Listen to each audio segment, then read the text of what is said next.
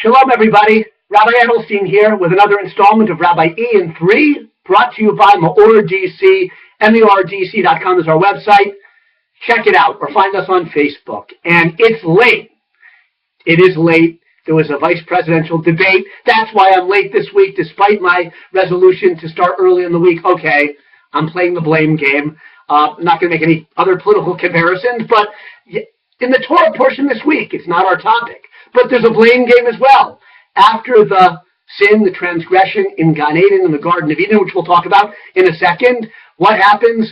God confronts Adam, and he says, "What have you done? Have you eaten from the tree that I commanded you not to eat from?" And what does Adam say?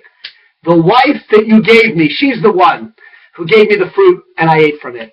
And then Chava, Eve, blames the snake, the serpent, who did indeed entice her, but they're playing the blame game, so it's not just in politics that people play the blame game. The first human beings, and the Torah, in its wisdom about human nature, shows that trait of ingratitude. Indeed, the sages in the Talmud focus on that incident. But that's not our topic now.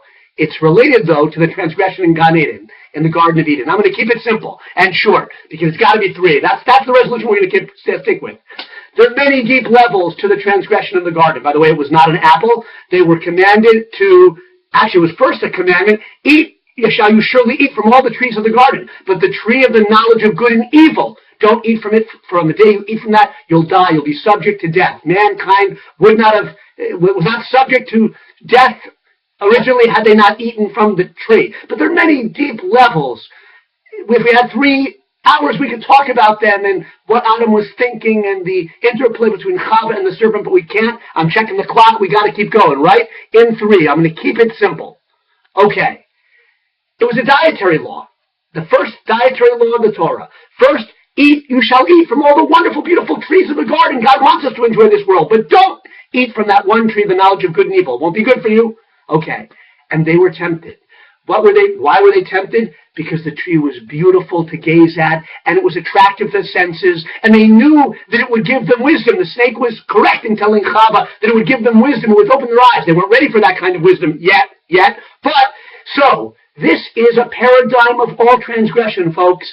When the call of sensuality, of something that looks good and feels good, it might even taste good, but that doesn't mean it's morally good. That doesn't mean it's what God wants of us, either by an explicit commandment in the Torah, like in this case, or the voice of conscience within us. That's a struggle we often have as human beings. It looks good, it feels good, I want to go for it, but I kind of know it's not right. God said it, I feel it, but okay, the first human beings had free choice like we all do. They failed. Don't fail. It's simple. It's hard, but I got to go. 3. Have a great Shabbos. We'll talk more later. And I got to stop recording. Got to learn how to do that more swiftly, right?